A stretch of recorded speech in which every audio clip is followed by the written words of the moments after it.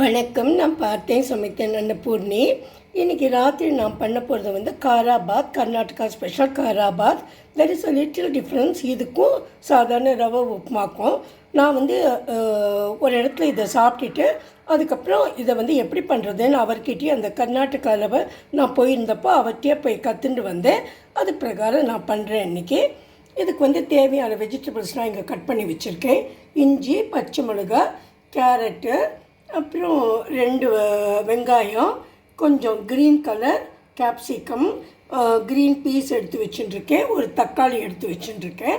அதுக்கப்புறம் தாளிக்கிறதுக்கு வேண்டிய சாமான்லாம் கடுகு, உளுத்தம்பருப்பு, கடலைப்பருப்பு எல்லாம் ஒவ்வொரு டீஸ்பூன், அப்புறம் கொஞ்சம் ஜீரகம், அப்புறம் இது கூடயே போடுறதுக்கு முந்திரி பருப்பு. இந்த கப்பால் 1 கப்பு நான் வந்து ரவையை எடுத்து வச்சுட்டுருக்கேன். இப்போ வந்து வானலியை வச்சு இதுக்கு 4 ஸ்பூன் வந்து தேங்காய் எண்ணெயை நான் விட்டுருக்கேன். இது கொஞ்சம் சூடாக ஆனப்புறமா இந்த கடுகு, உளுத்தம்பருப்பு, கடலைப்பருப்பு இதை 3த்தையும் போட்டுடுறேன். இப்போ பார்த்தீங்கன்னா நம்ம தாளிக்க போட்டது எல்லாமே நல்லா வந்து ஓரளவு செவந்தெடுத்து கொஞ்சம் வெடிச்செடுத்து இதுக்கப்புறம் முதல்ல இஞ்சி, பச்சை மிளகாயை போட்டுக்கலாம், கருவேப்பிலையும் போட்டுக்கலாம். அதுக்கப்புறமா இந்த வெங்காயத்தையும் நான் போட்டுக்கிறேன். இப்போ இந்த இஞ்சி, பச்சை மிளகாய் 2த்தையும் நான் போட்டுட்டேன். அந்த ஜீரகம், கடுகு, உளுத்தம்பருப்பு, கடலைப்பருப்பு போட்டேன் இல்லையா, அதுக்கப்புறமா இதை போட்டுட்டேன். இதுக்கப்புறமா இங்கே வச்சுருக்க முந்திரி பருப்பையும் நான் அதில் போட்டுடுறேன். இப்போ பார்த்தீங்கன்னா அந்த முந்திரி பருப்பையும் நான் இது கூட போட்டுட்டேன். இப்போ வந்து கருவேப்பிலையும் போட்டுடுறேன்.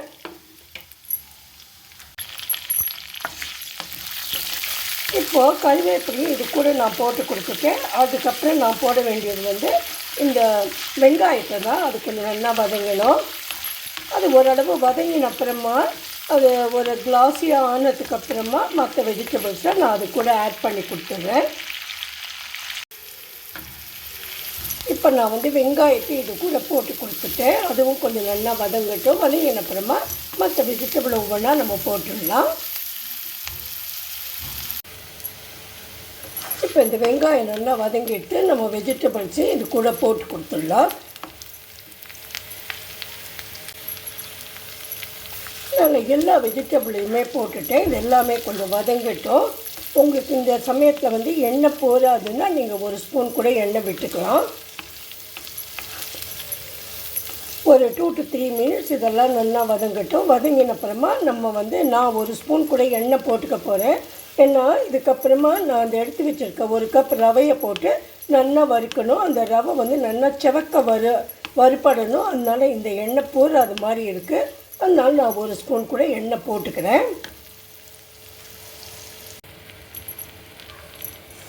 இப்போது மற்ற வெஜிடபிள்ஸ்லாம் நான் போட்டதுக்கப்புறமா ஒரே 1 ஸ்பூன் கூட எண்ணெய் விட்டுட்டு இந்த ரவையும் போட்டு இதை நல்லா நம்ம வறுத்துக்கலாம். இது நல்லா வாசனை வர வரைக்கும் வறுக்கணும். அது வந்து கலரே கொஞ்சம் லேசாக மாறின அப்புறமா நம்ம இதில் வந்து தண்ணியை கொட்டிடலாம். நான் இங்கே 1 கப்பு ரவை எடுத்தேன் இல்லையா, அதே கப்பால் 2 கப்பு தண்ணியை வச்சு இங்கே கொதிக்க வச்சுட்டுருக்கேன். இந்த நல்லா கொதிச்சப்புறம் இந்த கொதிக்கிற ஜலத்தை தான் நம்ம வந்து இந்த ரவை கூட கொட்டணும். கேஸை கொஞ்சம் சின்னதாக்கிட்டு இதை கொட்டிட்டு அதை நல்லா இலக்கிட்டு கொஞ்சம் அது வேகிற வரைக்கும் வச்சுக்கணும். அது கூட உப்பும் போட்டு கொடுத்துடலாம் நம்ம. இப்போ இந்த ரவை வந்து நன்னாவே வருந்து போச்சு. அதுக்கப்புறமா இந்த தண்ணி இருக்கு இல்லையா, அது நல்லா கொதிச்செடுத்து அதை நல்லா கேஸை நிறுத்திட்டேன். இந்த தண்ணியை இது கூட நம்ம விட்டு கொடுத்துடலாம். விட்டு கொடுத்துட்டு உப்பும் போட்டுட்டு கொஞ்சம் கேஸை சின்னதாக்கிட்டு கொஞ்சம் நாழி இளக்கலாம். இப்போ பார்த்தீங்கன்னா இந்த நல்லா கொதிச்சுட்டு இருந்த இல்லையா, தழைச்சிட்டு இருந்த தண்ணியை அதில் விட்டுட்டேன், உப்பும் போட்டுட்டேன். இதை கேஸை சின்னதாக்கியிருக்கேன். கொஞ்சம் நல்லா இலக்கி கொடுத்துட்டே இருக்கணும். கொஞ்சம் இதெல்லாம் சேர்ந்து வந்ததுக்கப்புறமா ஒரு தக்காளி வச்சுருக்கேன், அதையும் கட் பண்ணி இதில் போட்டுக்கலாம். இங்கே பார்த்தீங்கன்னா உங்களுக்கே தெரியும் எவ்வளவு நல்லா வேந்துடுத்து பாருங்க. இந்த கேரட் மாத்திரம் கொஞ்சம் கூட வேகணும். ஒரு 10 நிமிஷம், ஒரு 5 நிமிஷம் கூட நம்ம வச்சுக்கலாம். 10 நிமிஷம் வேண்டாம், 5 மினிட்ஸ் கூட இதை வச்சுட்டு அதுக்கப்புறமா நம்ம இதை இறக்கிடலாம். இப்போது இங்கே வந்து 1 ஸ்பூன் மஞ்சப்பொடி போட்டிருக்கேன். அதுக்கு வந்து அந்த கலர் கிடைக்கிறதுக்காக. அப்புறம் இதை நல்லா இலக்கிட்டு இதுக்கு கடைசியாக எண்ணெய் போடணும்னு சொல்கிறேன். பார்த்தீங்கன்னா இது வந்து வாங்கி பாத் இருக்கு இல்லையா, அதனோட மசாலா.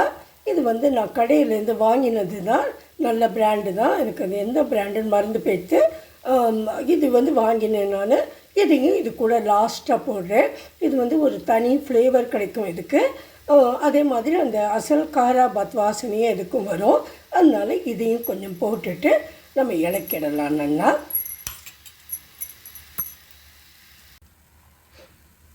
இப்போ நம்மளோட அந்த காராபாத் வந்து கர்நாடகா ஸ்பெஷல் காராபாத் ஃபஸ்ட் கிளாஸாக ரெடி ஆகிடுது. நான் வந்து சுவாமிக்கு நைவேத்தியம் பண்ணிவிட்டு கொஞ்சம் உப்பு காரெல்லாம் சரியாக இருக்கான்னு பார்த்தேன்.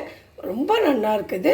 இது வந்து கடைசியாக நம்ம ஒரு பாத்திரத்தில் ஆக்கினா இப்போ நம்ம காராபாத் ரெடி ஆகிட்டு நம்ம வந்து இதை சர்வ் பண்ணுறதுக்கு முன்னாடி இந்த நெய் இருக்கு இல்லையா, இதை வந்து மேலே விட்டு கொடுத்துடலாம்.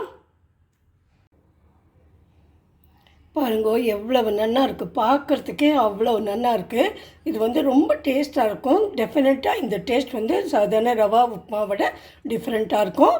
உங்களுக்கு பிடிச்சிருந்ததுன்னா ப்ளீஸ் ஒரு லைக் போடுங்க. அதுக்கப்புறம் எனக்கு சப்ஸ்கிரைபும் பண்ணுங்க, சப்போர்ட் பண்ணுங்க. தேங்க்ஸ் a lot ஃபார் வாட்சிங். நீங்கள் இவ்வளோ நாள் கொடுத்த சப்போர்ட்டுக்கெல்லாம் ரொம்ப ரொம்ப நன்றி. I will meet you in my next video. Thank you and good night.